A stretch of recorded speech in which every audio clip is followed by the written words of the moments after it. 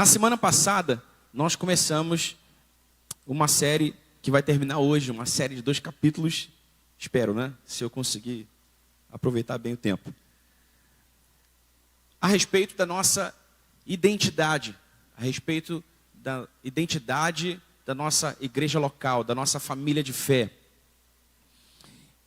E eu, na semana passada, comecei essa nossa reflexão com a seguinte pergunta: o que Deus tinha em mente quando Ele nos viu na eternidade? O que Deus tinha em mente quando Ele nos viu na eternidade e decidiu, há mais de 40 anos atrás, plantar aqui mesmo, nesse logrador onde nós estamos. Se eu não me engano, eu sempre troco a nossa idade, eu sempre erro a nossa idade, 46. A fazer 47. Eu de vez em quando vou lá no Instagram da igreja para ver, quando eu quero mencionar a idade da igreja, eu vou lá para ver quando foi tirada a foto do último aniversário da igreja. Aí eu vejo, tem sempre um número aqui, né? Um 46 e 47. Obrigado, minha irmã. Então, o que foi que Deus viu na eternidade, quando há 46 anos atrás, Ele decidiu plantar aqui mesmo essa igreja? E isso é muito importante se entender para que a gente seja uma igreja relevante, para que a gente seja uma igreja que está vivendo no propósito de Deus para a sua existência. E nós oramos, e nós buscamos ao Senhor, e nós mantemos o nosso coração e a nossa mente abertos para as informações que o Espírito de Deus nos trará, as revelações que o Espírito de Deus nos trará. E nós ouvimos o Senhor a respeito da nossa identidade. E nós sintetizamos aquilo que ouvimos do Senhor a respeito da nossa identidade naquilo que nós chamamos de declaração de visão. A nossa igreja, ou a igreja que queremos ser, ela é espiritualmente, familiarmente e socialmente. Vou te dar outra chance. A igreja que vemos, ela é espiritualmente, familiarmente e socialmente. Isso aí. Isso não significa que nós já somos o que deveríamos ser. Mas, certamente, nós já não somos mais o que éramos. Então, estamos nesse processo de crescimento, de desenvolvimento da nossa identidade, até sermos a igreja que vemos. Porque a igreja que vemos é a igreja que Deus viu na eternidade há 46 anos atrás. Então, nós queremos alinhar o nosso coração e alinhar a nossa mente a esse propósito, para crescermos juntos como igreja, juntos como família de fé. Na semana passada nós vimos o que é ser uma igreja espiritualmente vibrante. E falamos que uma igreja espiritualmente vibrante está fundamentada em 3 valores inegociáveis: adoração, oração e expectativa pelo sobrenatural. Necessariamente, uma igreja que é espiritualmente vibrante, seja essa igreja local ou qualquer outra igreja local, ela é uma igreja que adora e, portanto, entende o sentido profundo do termo adoração. Ela é uma igreja que ora, porque entende o sentido profundo do termo oração e da necessidade de se cultivar uma vida de oração ativa e produtiva. E uma igreja espiritualmente vibrante é uma igreja que tem expectativa pelo sobrenatural. É uma igreja que crê que o mesmo Deus sobre quem nós lemos no Antigo Testamento, o mesmo Jesus sobre quem nós lemos no Novo Testamento, e o mesmo Espírito Santo sobre quem nós lemos de Atos dos Apóstolos em diante, é o mesmo Deus, o mesmo Jesus e o mesmo Espírito Santo diante de quem nós estamos agora. E que tudo o que nós vemos que Deus, tudo o que nós lemos que Deus fez, tudo o que nós lemos que Jesus fez, tudo o que nós lemos que o Espírito Santo fez, é o que Ele pretende continuar fazendo agora. Como disse o escritor aos Hebreus, como disse o escritor aos Hebreus, Jesus Cristo é o mesmo ontem, hoje e será o mesmo eternamente. Então, uma igreja espiritualmente vibrante tem que ser uma igreja que tem expectativa pelo sobrenatural.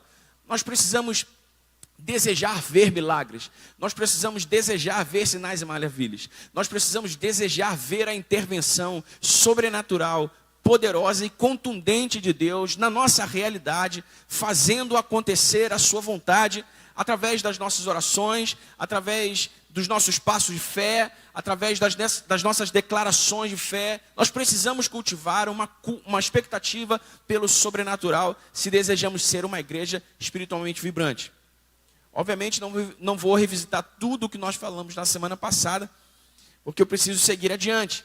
Porque a igreja que vemos, ela não é só espiritualmente vibrante, ela também é uma igreja familiarmente acolhedora. Então eu quero que você abra sua Bíblia comigo em Efésios capítulo 2, e nós vamos ler os versículos 19, 20, 21 e 22.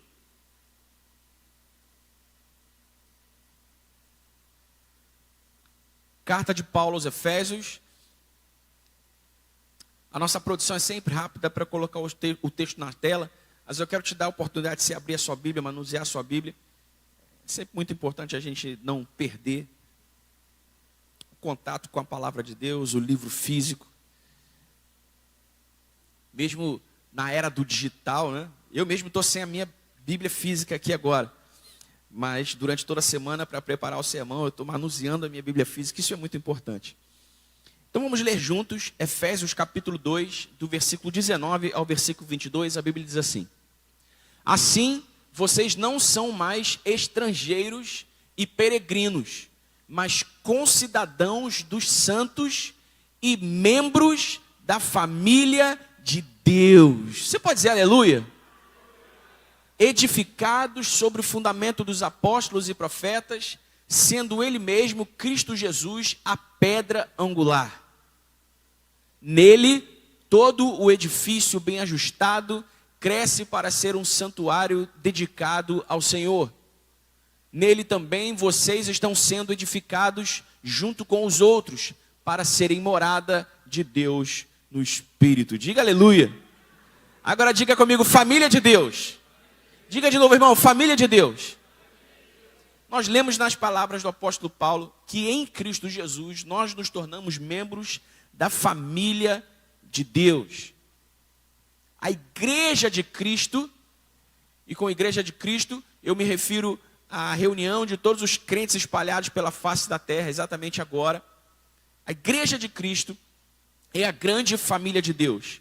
E toda a igreja local é um núcleo dessa família. Amém? Você entende isso?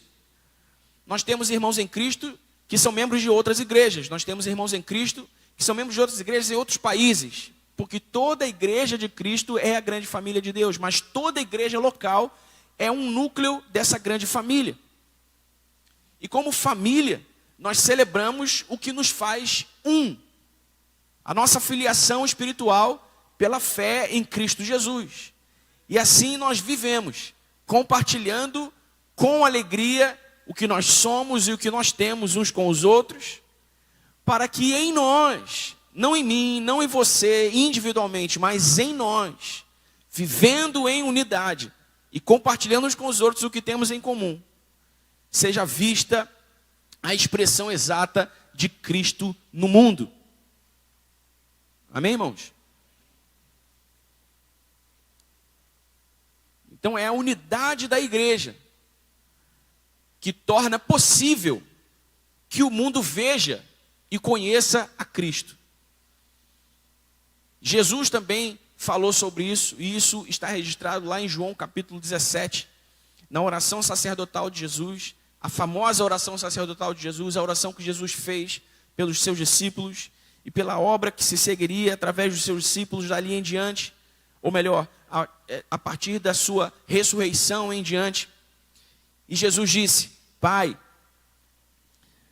que eles, e Jesus se referia aos seus discípulos, sejam um, ou seja, vivam em unidade, vivam como unidade, compartilhando uns com os outros o que eles têm em comum em mim, que eles sejam um, assim como eu e o Pai somos um, para que o mundo creia que tu me enviaste.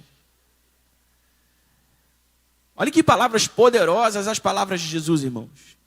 Jesus estava orando ao Pai para que através da unidade da igreja o mundo pudesse reconhecê-lo como o Cristo, o Filho de Deus. as implicações disso são, de certa forma, óbvias.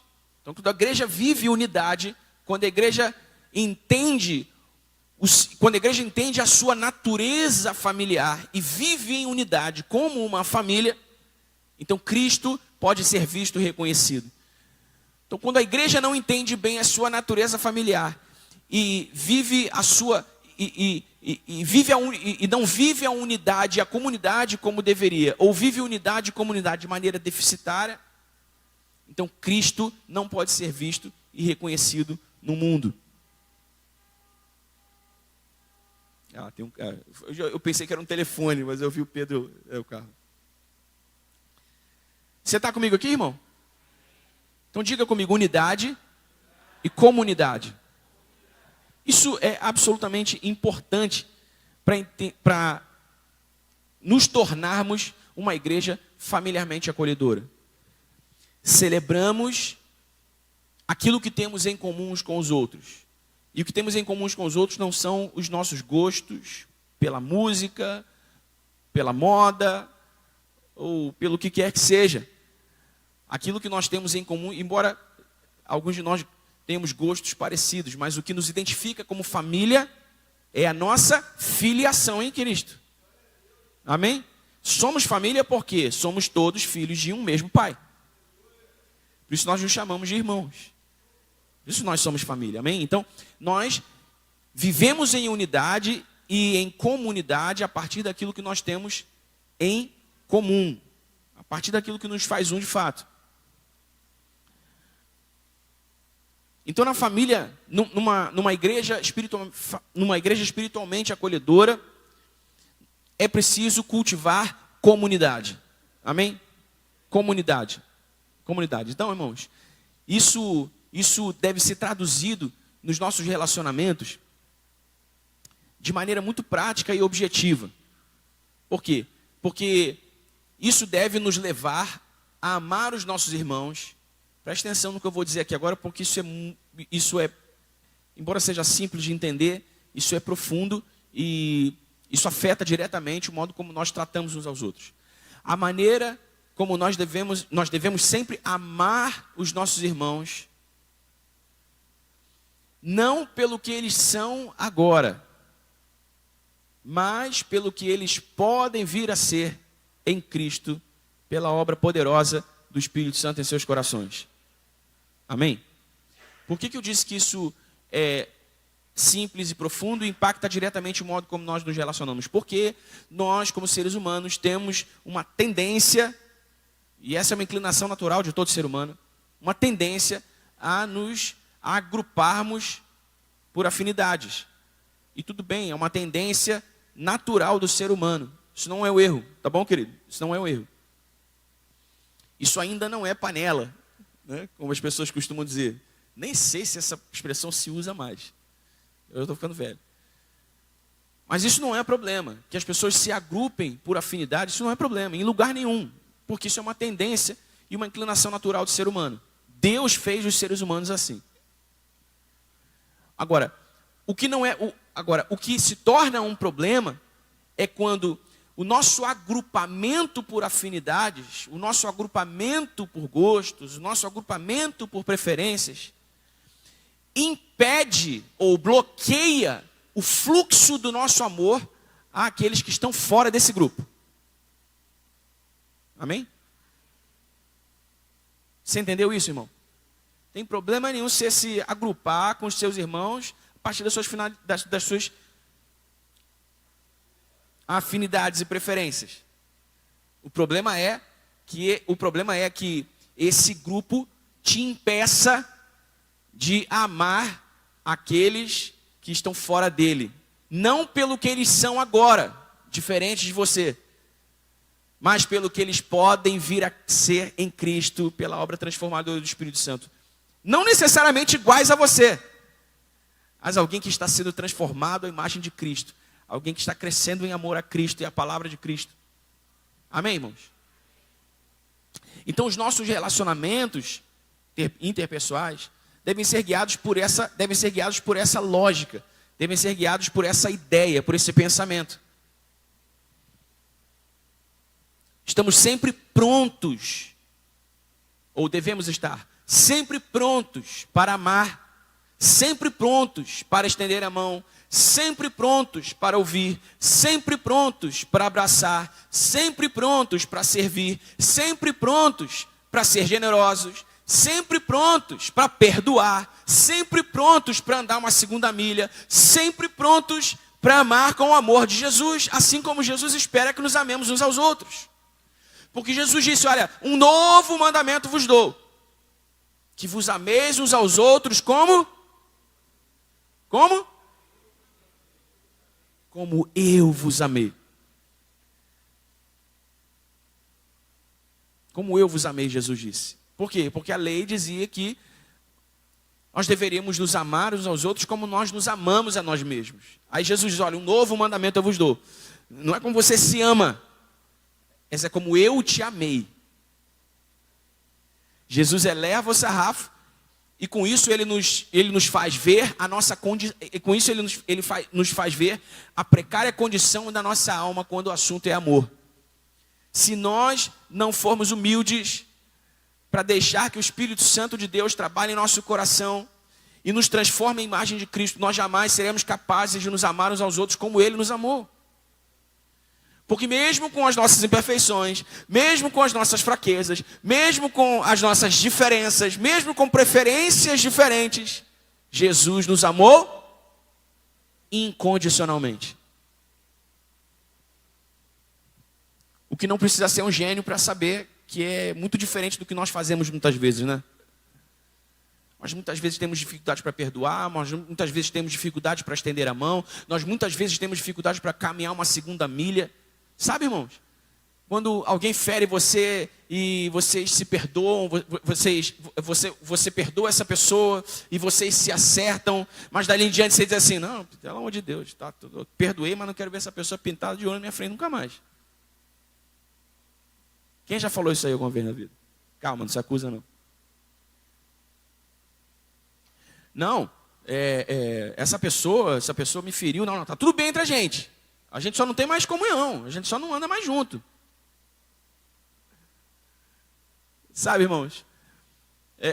Nós precisamos refletir sobre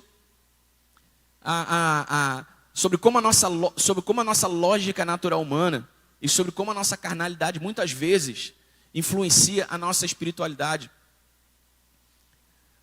Por quê? Porque não é a nossa lógica natural humana e nem a nossa carnalidade que deve influenciar a nossa espiritualidade, mas é o inverso. É a nossa espiritualidade que deve influenciar a nossa lógica natural humana e a nossa carnalidade. Amém? Amém, irmão? O clássico exemplo que acredito eu, que todos os pastores usam para se referir a essa realidade é o exemplo de Jesus e Pedro.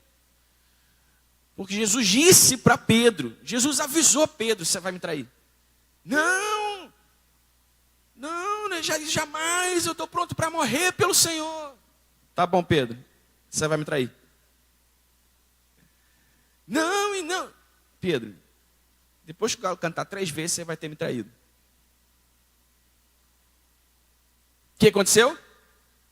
Pedro traiu Jesus. Aconteceu exatamente o que Jesus disse que aconteceria. Presta atenção, irmão. Se eu falo assim, Rafa, se tu for por aí, cara, tu vai me desapontar, cara, vai dar ruim. Não, pastor, não vai dar certo, não, confia em mim, cara, não vai dar ruim. Se ele realmente me ama e me aprecia, ele vai ouvir e vai analisar o que eu estou dizendo. Na melhor das hipóteses, ele vai evitar o que eu estou dizendo, o que eu estou pedindo a ele para ele evitar. Sim ou não? Pedro foi avisado. Mas Pedro traiu Jesus. Aí Jesus morre, ressuscita, aparece de novo para os seus discípulos. E Pedro está arrasado, Pedro está envergonhado, Pedro está constrangido. Pedro está assim, sabe, o pó. Depressivo, sem querer falar com ninguém. Porque ele está pensando, caramba, Jesus me avisou e eu... Como é que eu deixei isso acontecer, cara? Aí Jesus está lá na praia, assando o peixinho dele na brasa, o pessoal está chegando. De quem é a primeira pessoa de que Jesus dá falta? Por quem é que Jesus pergunta? Cadê Pedro? Cadê Pedro? Aí Pedro. Aliás, não é nem isso, né? Eu estou narrando errado aqui, porque quando Pedro sabe que é Jesus que está na praia, a Bíblia diz que Jesus está lá, Pedro está lá no barco, Pedro tira a roupa, e Pedro, não acredito, Jesus está aqui de novo. Pedro pula pelado no mar e vai nadando até Jesus, já me arruma a túnica e sai. Ele quer encontrar Jesus, porque Jesus perguntou por ele. Aí Jesus chama Pedro de canto, fala assim, Pedro. Aí nessa hora eu imagino que Pedro está assim. Pedro, tu me ama? Ô Senhor. Pedro, tu me ama? Pedro, tu me ama? Na terceira vez, Pedro diz assim, Senhor, eu te neguei lá atrás, Senhor, eu fiz tudo errado, o Senhor me avisou, eu não ouvi, Senhor, eu te amo, mas eu não te amo como eu deveria amar. Pedro, tu me ama? Tá tudo certo. Vai lá e apacenta as minhas ovelhas. Presta atenção no que Jesus fez, irmão. Jesus pegou o que tinha de mais precioso, o que ele tinha de mais precioso naquele momento, as suas ovelhas. Ele confiou na mão do cara que tinha acabado de trair ele, 3 dias atrás.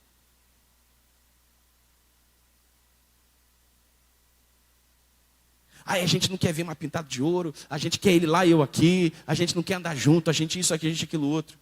Cheio de lógica natural humana, cheio de... E a gente é bom em filosofar sobre essas coisas, já viu? As pessoas às vezes criam respostas bíblicas, teológicas para esse negócio. Não, mas você não é obrigado mais a ser amigo.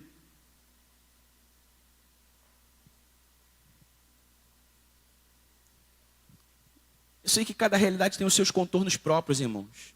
Mas em geral, se há um arrependimento com o qual nós cristãos genuinamente nascidos de novo, se há um arrependimento com o qual nós jamais devemos ir embora desse mundo, é o arrependimento de ter andado a 2ª milha.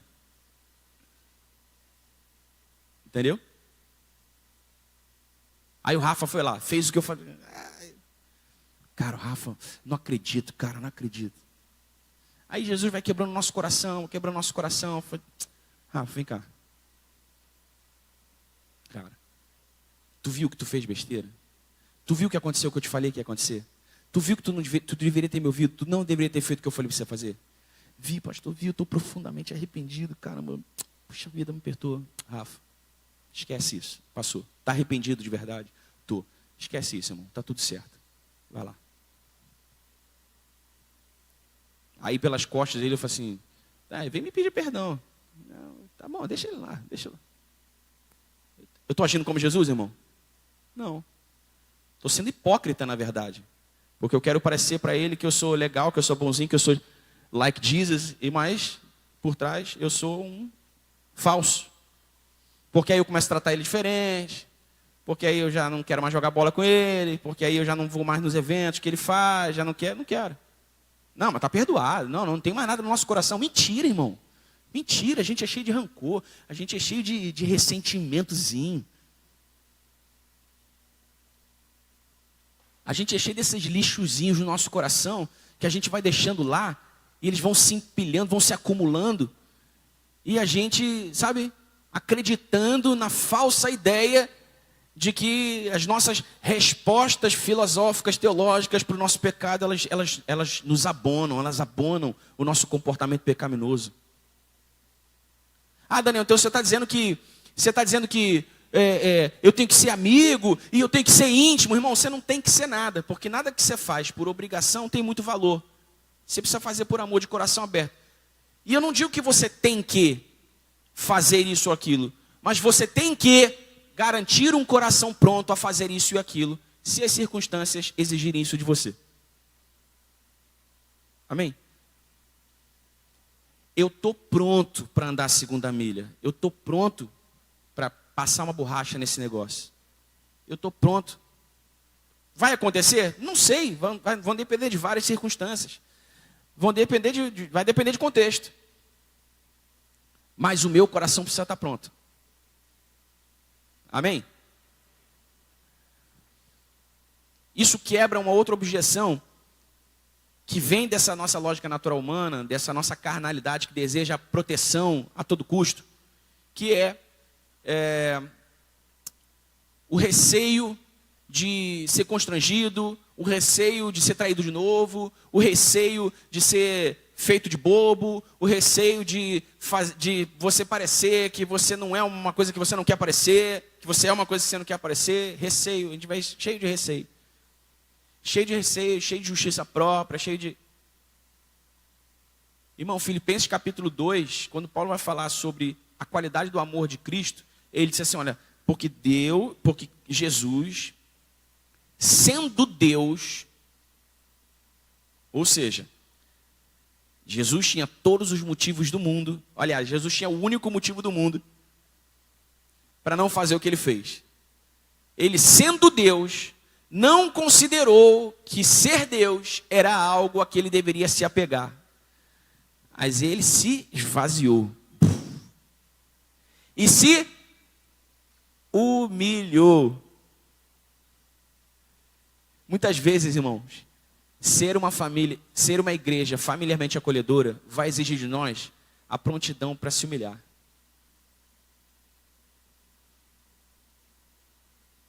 Prontidão para se humilhar. A gente vela, a gente esconde o nosso orgulho, a gente vela e esconde a nossa vaidade por trás desses argumentos todos, porque a gente, no fim das contas, não quer se humilhar. Mas deixa eu te falar uma coisa, a Bíblia diz que quem é humilhado é exaltado? Sim ou não? Sim ou não? Não. Não, a Bíblia não diz que quem é humilhado é exaltado. A Bíblia diz que quem se humilha. Quem se humilha? Alguém te humilha, aí tu vai cheio de rancor pro teu quarto de oração. Você é um humilhado sendo exaltado, o Senhor faz vingança em meu favor. Cheio de ódio. Não. É quem se humilha, ou seja, é quem está disposto a amar como Jesus. Quem está disposto a se esvaziar da sua justiça própria, do seu orgulho, da sua vaidade. Quem está disposto a abrir mão do seu direito. Muitas vezes, irmãos, o nosso conceito de justiça, a doutora Yasmin pode confirmar essa informação para mim, é que muitas vezes o nosso conceito de justiça é o benefício pessoal em detrimento do mal coletivo. Então vou lá defender minha causa a todo custo. Olha o que Jesus fez, irmão. Jesus fez o contrário.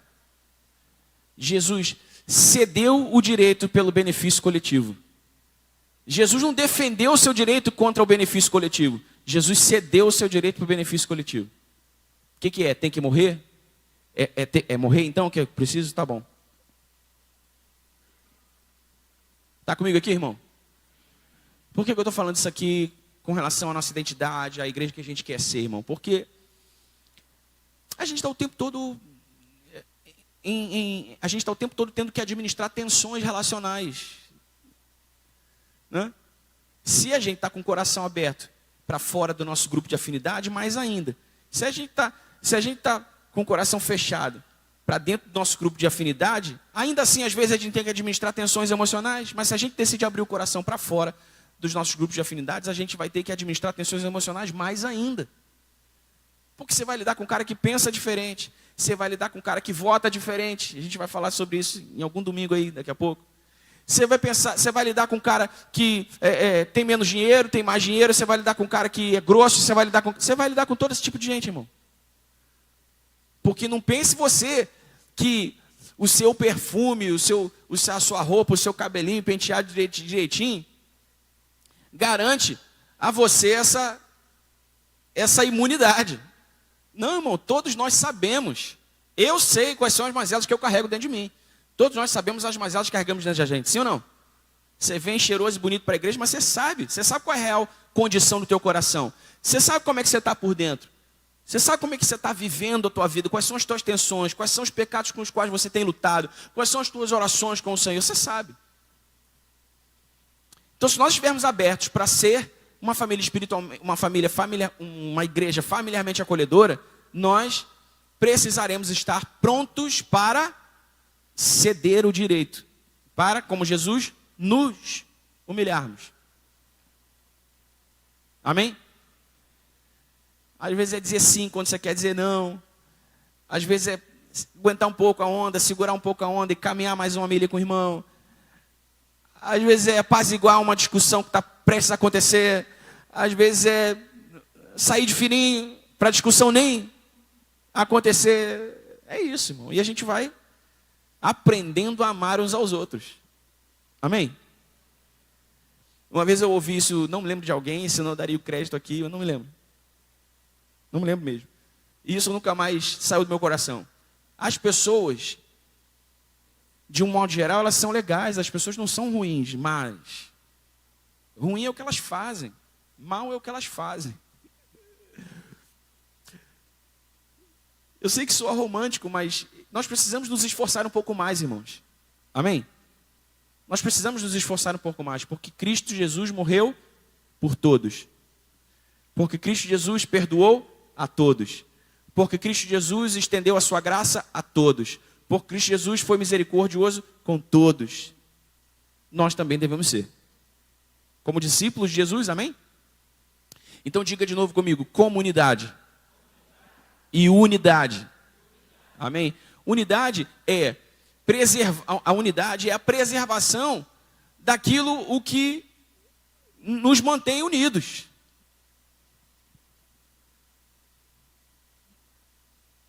A unidade, perdão, é o nosso esforço para preservar aquilo pelo que nós somos unidos. Agora, se por causa das nossas diferenças eu ponho tudo a perder, você para lá e eu para cá, não existe unidade. Amém? Então, unidade e comunidade é a primeira marca de uma igreja familiarmente acolhedora. A segunda marca de uma igreja familiarmente acolhedora é o serviço. Diga comigo, serviço. Pô, Daniel, mas já trabalho tanto durante a semana, já sirvo tanto durante a semana, cara. Você vai me enfiar mais serviço. Eu falei assim, calma. Marcos 10, de 43 a 45. Não é do trabalho braçal que eu estou falando, não. Às vezes pode ser, mas não é sobre esse tipo de trabalho que eu quero falar agora. Jesus disse, olha, mas entre vocês não é assim. Pelo contrário, quem quiser tornar-se grande entre vocês, que se coloque a serviço dos outros. E quem quiser ser o primeiro entre vocês, que seja servo de todos. Pois o próprio Filho do Homem não veio para ser servido, mas para servir e dar a sua vida em resgate por muitos. Quem quiser ser o maior, seja servo. Quem quiser ser o primeiro, seja o último e servo. Jesus está falando aqui, irmão, de uma intenção do coração, antes de tudo. Por quê? Porque eu falei isso na semana passada, não sei se você se lembra.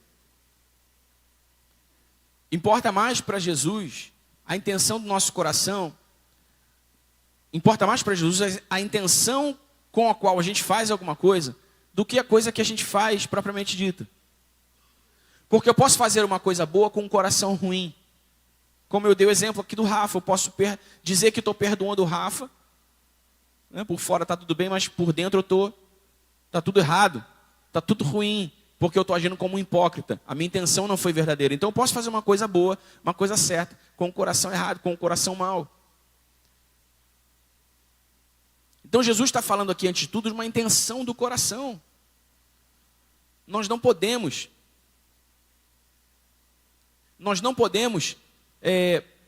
ser... Deixa eu, rapidinho, me ocorreu aqui que eu não pus no esboço um texto que eu queria ter posto. Mas ele é fácil de achar, não vou demorar. Já estou até aqui em Filipenses, espera aí.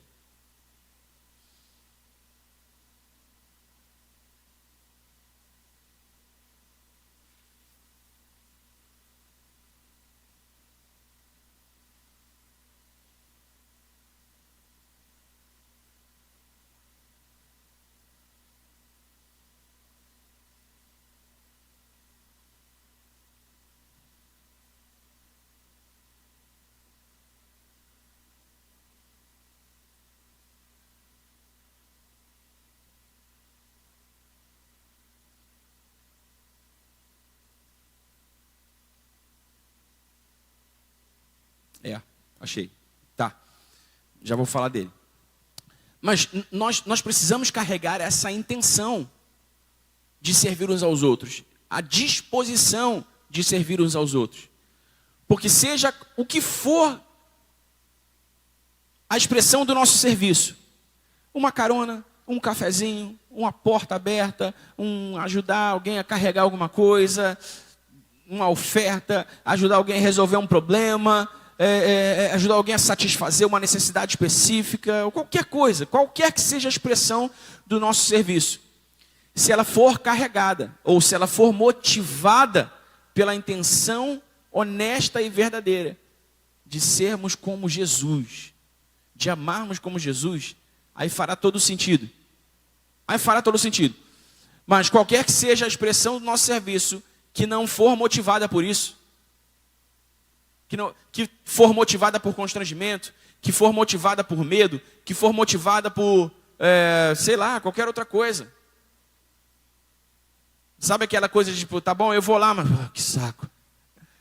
Qualquer que seja a nossa motivação, qualquer que seja a expressão do nosso serviço, se não for motivada pela real intenção de servir como Jesus, porque Jesus termina o texto que nós lemos ali, porque o Filho do Homem, porque assim, o Filho do Homem não veio para ser servido, mas para servir e dar a sua vida por resgate de muitos.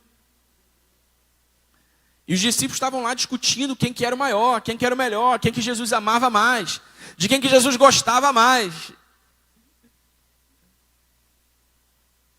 Então Jesus está dizendo, olha assim, é como eu faço, é que vocês devem fazer também.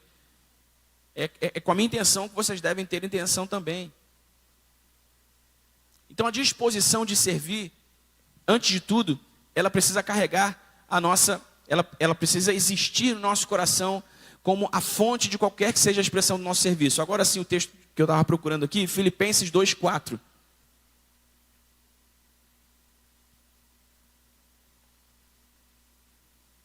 Filipenses 2:4. Não tendo em vista somente os seus próprios interesses. Volta o 3, Lucas, por favor. Aí. Não façam nada por interesse pessoal ou vaidade, mas por humildade, cada um considerando os outros superiores a si mesmo. Não tendo em vista somente os seus próprios interesses, mas também os dos outros. Amém? Não tendo em vista somente os seus interesses, porque é óbvio, você tem que ir atrás dos seus interesses, você tem que batalhar pelos seus interesses, você tem que viver pelos seus interesses, mas não somente pelos seus interesses, mas também pelos interesses dos outros.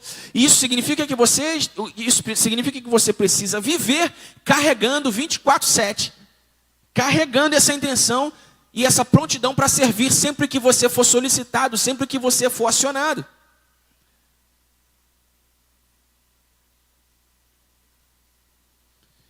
Tiago vai dizer que Salomão vai dizer em Provérbios que você não deve despedir o seu irmão de mãos vazias, sem ajudá-lo, caso você possa fazê-lo. Sabe aquela coisa assim da pressa, que a gente vai, depois a gente vê e tal. Alguém está te pedindo alguma coisa, você sabe que alguém se aproximou porque precisa de alguma coisa, você vai que depois, né?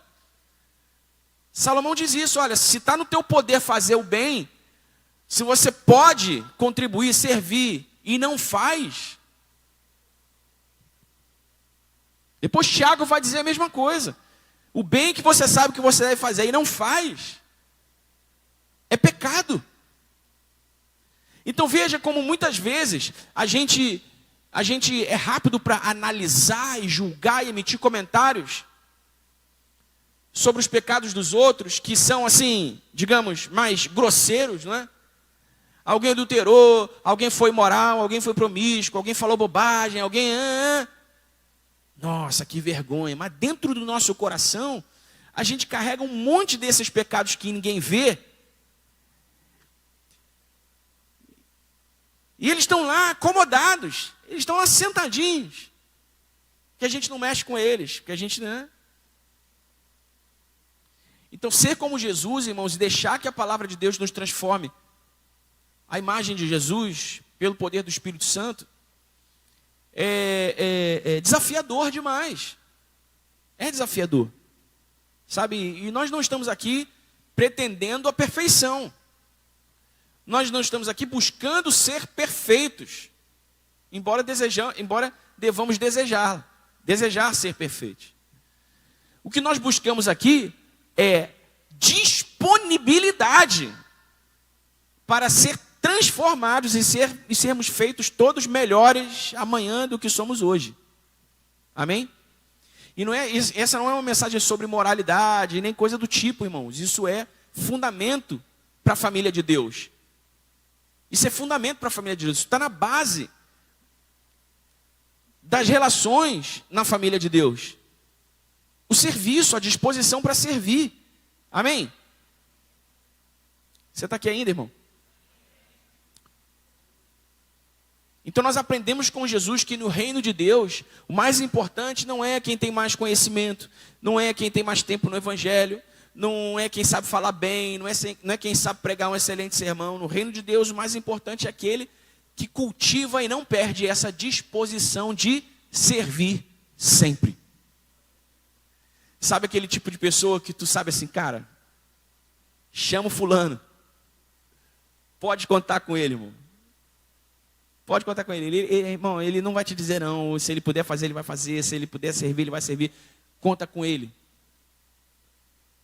Sabe, essa disposição que não se perde. No reino de Deus, o mais importante é aquele que serve. Como discípulos de Jesus, nós devemos servir uns aos outros, imitando o seu exemplo.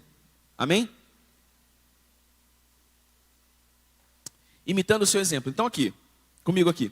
Nós estamos refletindo sobre a igreja que queremos ser. E a igreja que queremos ser, ela é familiarmente acolhedora. Por que familiarmente? Porque nós vimos lá em Efésios 2,19 que em Cristo nós nos tornamos membros da família de Deus. E por que acolhedora? Porque, obviamente, o amor de Deus, ele acolhe, não repele. E há diversos movimentos que promovem esse acolhimento, que promovem como a comunidade, como a unidade, como o serviço. Amém? Então é sobre isso que a gente está refletindo, a igreja que a gente quer ser. Quando os visitantes vierem, quando pessoas que não conhecem a Cristo vierem, quando as pessoas entrarem em contato com a nossa comunidade, seja na nossa igreja, seja em algum lugar onde nós estivermos reunidos juntos, seja como for, nas nossas conexões, principalmente, quando os nossos visitantes, os que não são de dentro, tomarem contato conosco, o que nós desejamos que eles vejam? Qual é a impressão que nós desejamos que eles tenham? Caramba, os caras são vibrantes, meu irmão. Caramba, os caras são acolhedores. Caramba, uau. Quero ficar aqui. Quero ir embora, mas não. Deixa aqui, pô, tá tão bom. O pessoal me abraçou, me acolheu, chegou junto. Amém? É isso que a gente deseja, é isso que a gente quer. E é por isso que a gente precisa refletir sobre isso, a gente precisa pensar sobre isso.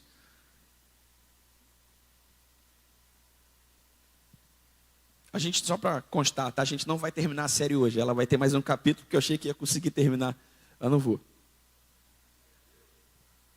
É bom que a gente vai com calma e não perde nada, né?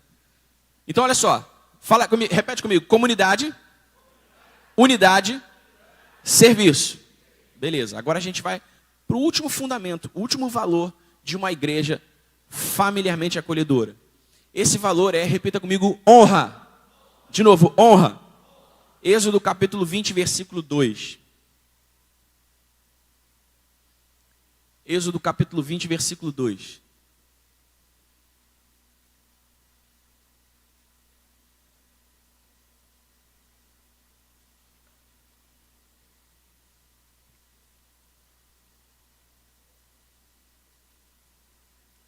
Olha lá, ó.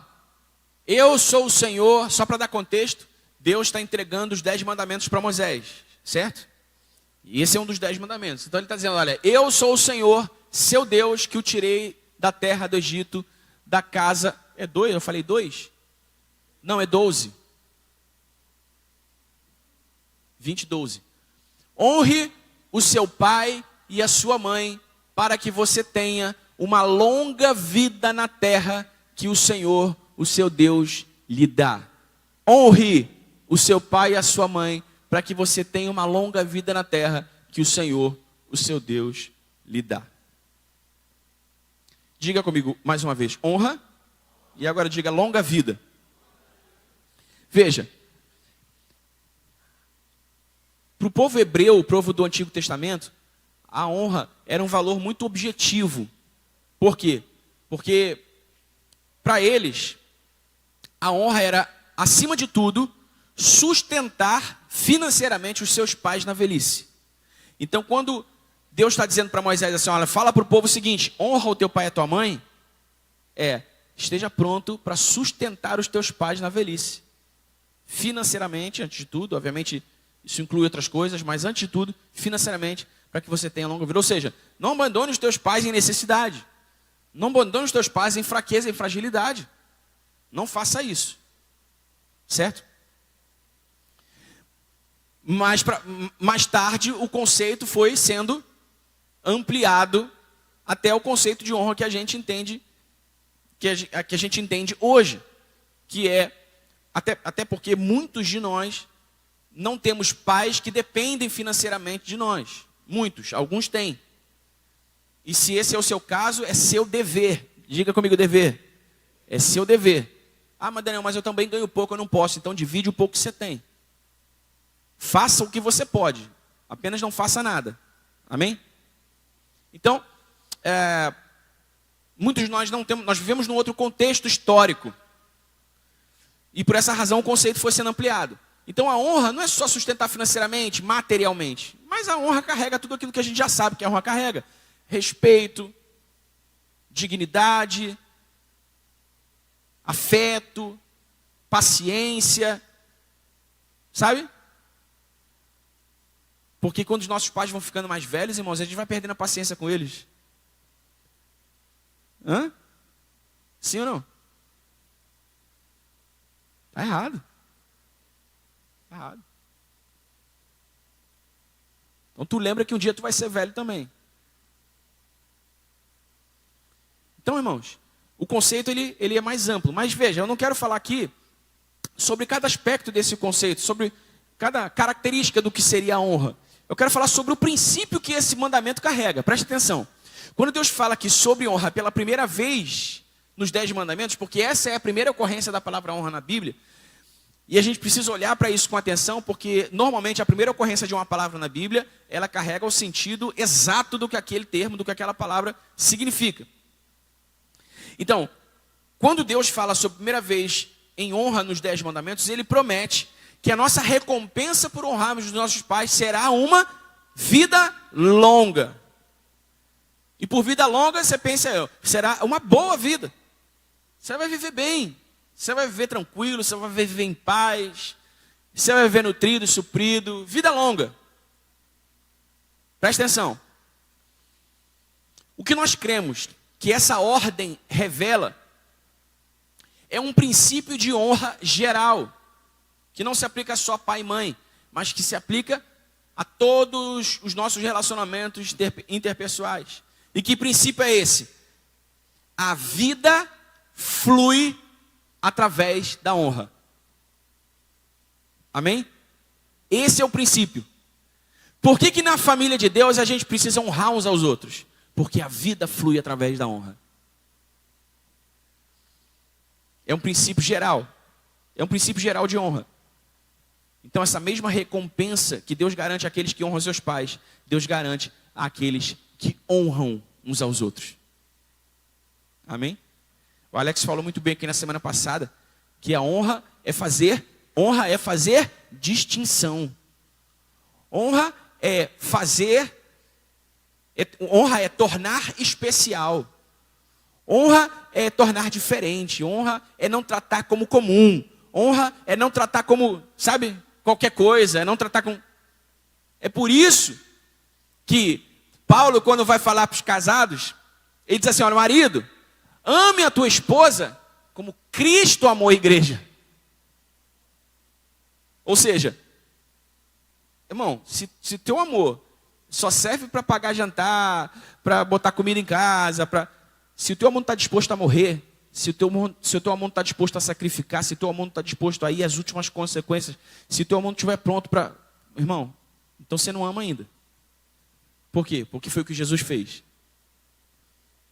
Então, marido, ame a tua esposa como Cristo amou a igreja. Mas, esposa, seja submissa, ou honre o teu marido como você honra o Senhor. Então, Paulo levanta o sarrafo para mostrar que essa relação matrimonial deve ser um tipo de espelho para o mundo. A respeito do quê? A respeito do casamento somente? Não, mas a respeito de como nós nos tratamos uns aos outros. Então nós amamos, e porque nós amamos, nós honramos. Nós tornamos distinto. E aí, para tornar isso mais objetivo possível, é o seguinte: você não trata os seus semelhantes como qualquer coisa, como mais um, como comum, como... Você está sempre pronto a fazer uma distinção, você está sempre pronto a fazer um acréscimo, você está sempre pronto, não, por favor, não, você primeiro. De verdade, sabe? Com o coração honesto. Não, por favor, cara, não você primeiro. A preferir o teu irmão, a preferir a necessidade do teu irmão,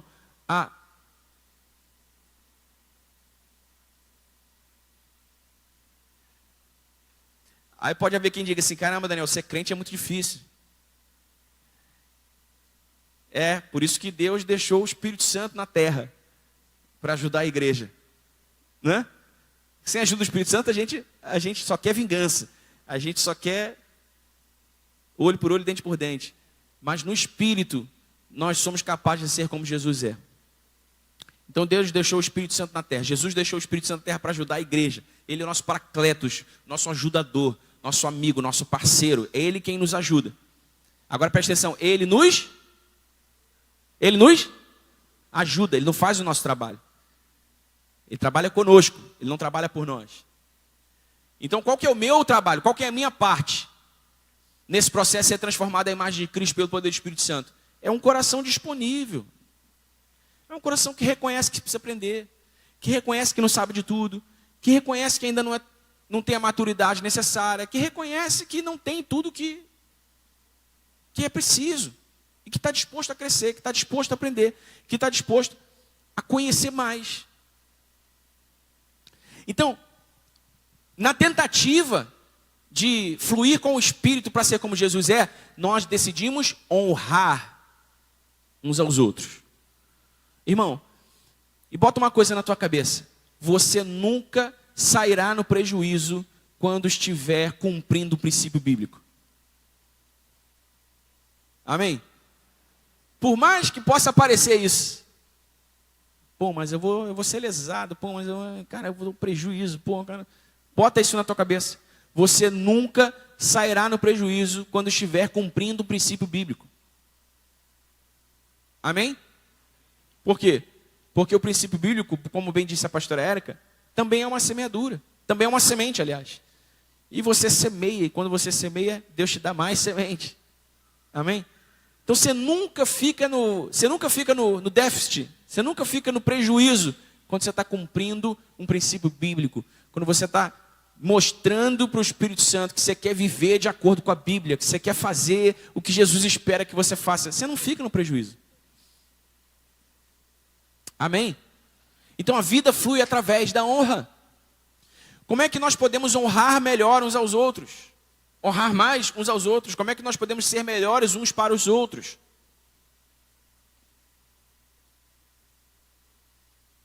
Esteja disponível.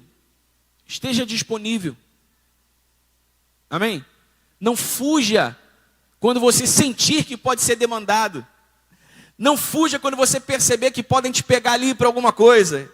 Que podem te pegar colar para alguma coisa. Não fuja, irmão. Esteja lá. Se você pode, obviamente, esteja lá. Deixe Deus te usar. Deixe o Espírito Santo de Deus te usar para abençoar a tua família de fé. Amém? A vida flui através da honra. Então, na igreja central, o valor honra nos leva ou nós pretendemos que na igreja central o valor honra nos leve a reconhecer quem as pessoas são em Cristo e a darmos a elas o que elas merecem. E a usufruir o presente de tê-las em nossas vidas. Amém? Quando a gente começar a se olhar assim, quando a gente começar a se perceber assim, irmão, é até mais leve viver assim. É até mais simples viver assim. Quando a gente se coloca no segundo plano, e a gente coloca Deus, Jesus Cristo, o Espírito Santo no primeiro plano, sob as vistas do nosso irmão, é mais simples. Dói menos, é menos complicado, menos complexo. Por mais que pareça o contrário, é mais simples. Então nós aqui, em família, nós pretendemos dar às pessoas a honra que elas merecem, a enxergá-las como Cristo as enxerga, dar a elas a honra que elas merecem e a usufruir, desfrutar a bênção de tê-las em nossa vida. Amém, irmão? Deve ser uma bênção para você ter a companhia, ter a amizade, ter o vínculo com esse irmão aí do teu lado. Deve ser uma bênção para mim ter a tua companhia, ter a tua amizade, ter um vínculo contigo. E nós devemos sentir isso dessa maneira. Nós devemos viver isso dessa maneira. Amém? Então diga comigo, a honra produz vida. Diga, a vida flui através da honra. Amém?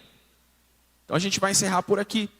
Lembrando que uma igreja familiarmente acolhedora é uma igreja que celebra comunidade, unidade, serviço e honra.